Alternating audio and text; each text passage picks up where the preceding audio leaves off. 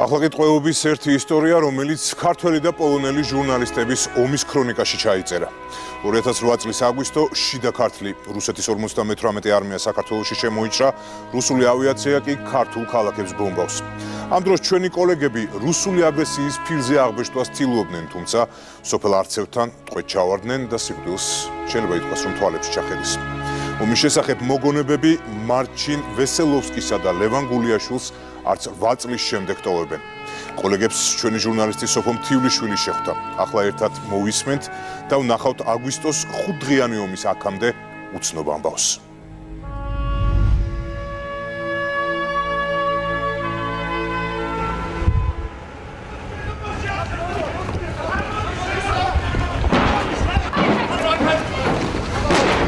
ომის ხმა გორთან მიახლოებასთან ერთად ყურში უფრო და უფრო მკვეთრად ისმის.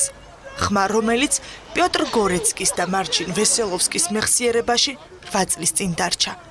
ომმა რუსული ოკუპაციის კვალი რომ დატოვა, ამ გზიდან პოლონელი ჟურნალისტები 2008 წლის შემდეგ პირველად ამჩნევენ.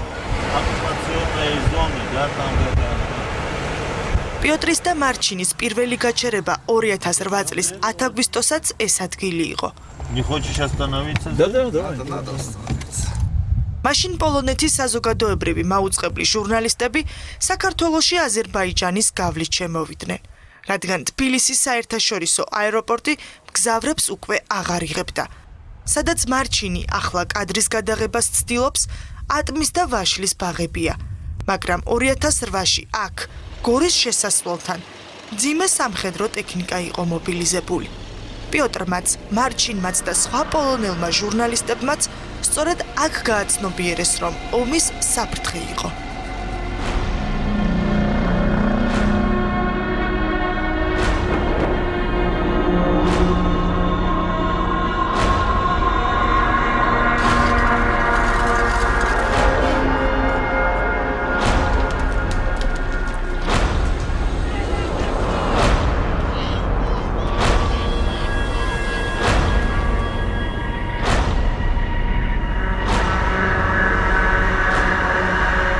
ეს გორის ყოფილი სატანკო ბაზაა, ქალაქის ცენტრში.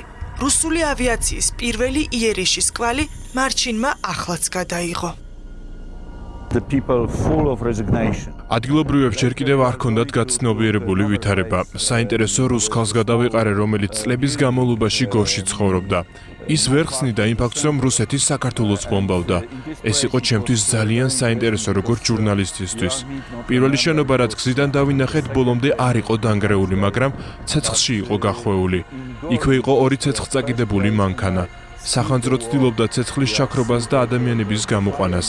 ადამიანები სწრაფად მოქმედებდნენ. დიდი მობილიზაცია იგრძნობოდა.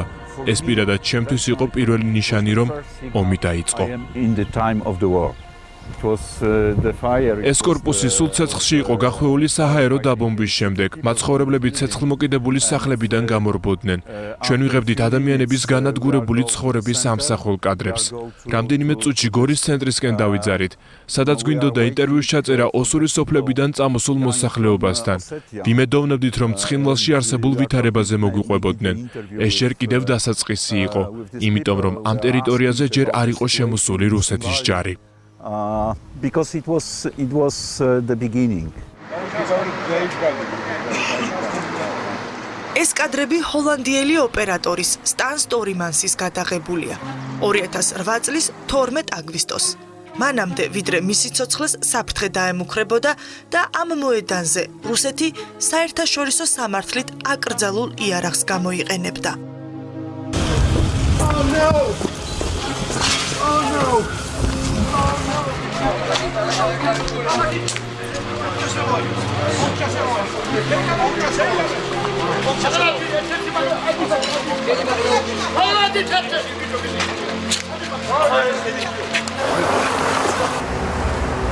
We are arrived to the center city. ახლა ვიმყოფებით ქალაქის ცენტრში, იქ სადაც 2008 წელს სამხედრო თვითმფრინავების ბომბები ცვიოდა. ეს იყო ის მდგომარეობა, რომ ყველაფრის მიუხედავად ვთილობდი ჩემი მოვალეობა შემესრულებინა და მოედანზე მომხდარი შესახებ მომეყოლა.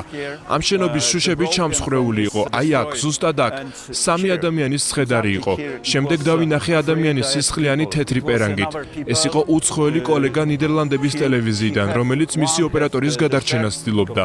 ჰოლანდიელ ოპერატორს სასწრაფოს მანქანაში ათავსებდნენ და ჰოსპიტალში გადაჰყავდათ.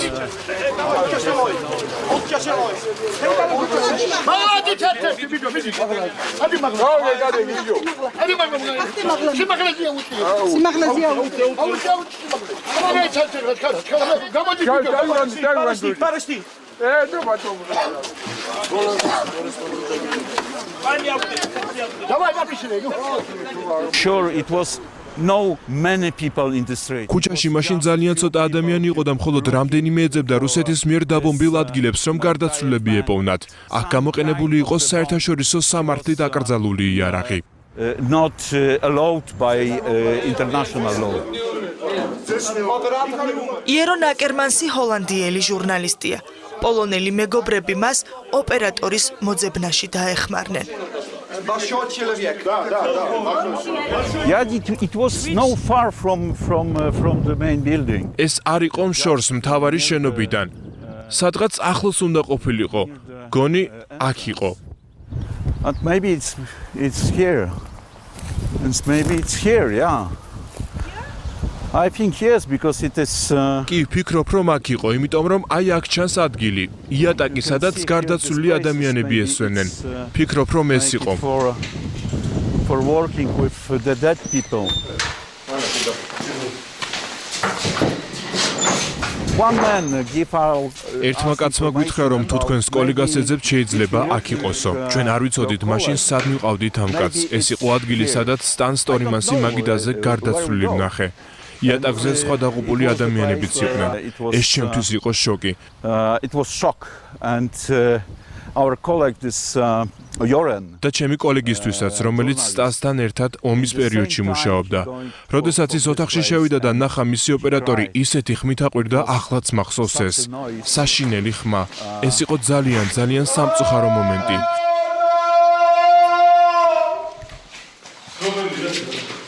ოპერატორმა გარდაცვლილი ოპერატორის გადაღება ვერ შეძლო. მარჩინის კამერამ მხოლოდ ეს კადრი დააფიქსირა. so it's sad. Bad memories. Bad memories, yeah. ცუდი მოგონებებია. ცუდი მოგონებები მხოლოდ მეხსიერებაში გადარჩა. მორგის ყოფილი შენობა მიწასთან გასწორებულია. De kop van de raket is hier in het asfalt terechtgekomen. მოგვიანებით იერონ აკერმანსმა მისივე მეგობრის და ოპერატორის სტან სტორმანსის გარდაცვალების შესახებ საგამოძიებო ფილმი მოამზადა. დოკუმენტური მასალების ანალიზის შედეგად მან მართლაც დაადგინა, რომ მისი მეგობარი კასეტური საბრძოლო მასალით დაიღუპა. აკერმანსი საქართველოში რამდენიმე წლის წინ იმყოფებოდა, როდესაც ფილმზე მუშაობდა. მასთან ინტერვიუ მისივე მეგობარმა ლევან გულიაშვილმა ჩაწერა. სტანი ნამდვილი ოპერატორი იყო. ის მოედანზე 13 ადამიანთან ერთად მოკვდა. მინდოდა სიმართლე დამედგინა იმის შესახებ, თუ რა მოხდა იმ დღეს მოედანზე. დოკუმენტური ფილმიც გადავიღე, სადაც ნაჩვენებია ნიდერლანდების მთავრობის გამოძიების შედეგები, სადაც ჩანს, რომ მთავარი დამნაშავე რუსეთია. 4 თვე დამჭირდა იმის გასააზრებლად, რომ სტანი აღარ იყო და ნამდვილად გარდაიცვალა. ამ 4 თვის განმავლობაში არ მიმუშავია.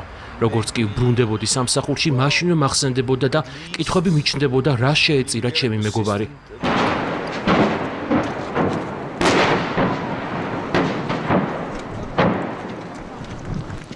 Там, где самолет упал, туда и სოფელი ტირძნისი არის ადგილი, სადაც მოხდა ჩემი ჟურნალისტული ნათლობა. სადღაც აქ მაღლა ქართულმა ჯარმა ჩამოაგდო რუსული თვითმფრინავი და დაახლოებით 1-2 წუთში რუსებმა ეს ტერიტორია დაბომბეს. ჩემი შვილი იყო ჯარში მაშინ და ძალიან დიდი შანსი იყო, რომ ჩემი ბიჭი საომარ ზონაში შემოეყვანათ. ამიტომ წინასწარ ვფიქრობდი, სადაც როგორ შეიძლება ყოფილიყავი ამ ზონაში, რომ უპრობლემოდ შევყოლოდინოთ მას და ამ დროს პოლონური ტელევიზიიდან მოვიდა ესე იგი მოთხოვნა, რომ მათ სჭირდებოდათ თარჯიმანი, მათ სჭირდებოდათ გამყოლი, მე დავთანხმდი ამას. Скажи, возможно, там этих листов. Გავიმახსოვრე და თუ შევხვდებიან, რა წამოვიყვან რა. სადმე იყო კიდე მიგიხსოვს. ჩვენ დავდიოდით და ვეძებდით ორ ახალგაზრდა ქართველ ბიჭს, რომლებიც მოხალისეებად იყვნენ წამოსულები ომში. ნახეთ მათი მშობლები, რომლებიც ამ ზონაში ვერ შემოდიოდნენ. სურათით ვეძებდით აქ მოსახლეობას ვეკითხებოდით. მე როგორც გავარკვიეთ უკვე შემდეგში, ისინი ტყვეთ იყვნენ ცხინვალის ციხეში. ტყვეობის ერთი ისტორია პოლონელი ჟურნალისტების ომის ქრონიკაშიც ჩაიწერა, როცა ჟურნალისტური საქმიანობა ოსი სეპარატისტის წიხლით შეწყდა.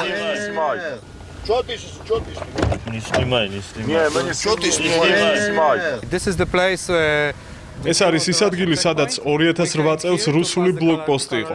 კარალეთის გავლით ინტერვიუების ჩასაწერად მივდიოდით სხვადასხვა სოფლებში. რუსებმა ნება დაგვხდეს ეს ბლოკპოსტი გადაგვეყო. როდესაც ერთ-ერთ სოფელში გავჩერდით გადასაღებად, შეიარაღებული ოსები მოვიდნენ და გვკითხეს თუ ვინ ვიყავით. უპასუხეთ, რომ ჟურნალისტები ვიყავით. მე მანქანაში უკან ვიჯექი და ვიღებდი. ოსმა პარტიზანმა კარი გააღო და კამერას ფეხი ჩაარტყა. არ გადაიღოთ, თორემ დაგხოცავდო. იარაღი მომიშვირა პირდაპირ სახესთან და მე შევწყვიტე გადაღება. შემდეგ ჩაგვსვეს მანქანაში და წაგვიყვანეს. მოვხვდით ცხინვალში, სადაც რუსი ჯარისკაცები იყვნენ. წაგვიყვანეს სკოლის ძველ შენობაში, რომელიც დაბომბილი იყო. მოკლედ გვემუქრებოდნენ. ყველაზე დიდი წვლილი პრეზიდენტს მიუძღვის პოლონეთის კაჩინსკის მიუძღვის, იმიტომ რომ 24 საათის განმავლობაში მან შეძლო, რომ ჩვენ გავენთავისუფლებინეთ რუსებს და რუსებმა გამოგვიყვანეს თვითონ ამ ტერიტორიიდან. ომი დამთავრდა. მარჩინმა საქართველოში იმდენ ხანს დაჰყო, რომ საბოლოოდ ქართველ გოგონაზეც იქორწინა. გორმა სახე იცვალა. შენობებს ცეცხლის სუნი აღარ სდის. ამ მოედანზე აღარც სტალინის ძეგლი დგას.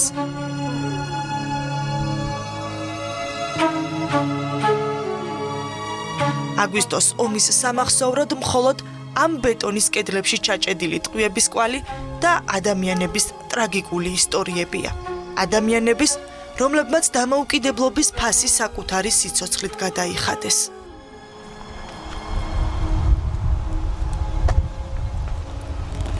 ჩემთვის ომი არის სიკვდილი. ლევან გულიაშვილი. War is suffer. Marcin Wesołowski. Piotr Górecki. Wojna to najbardziej ekstremalne doświadczenie w życiu.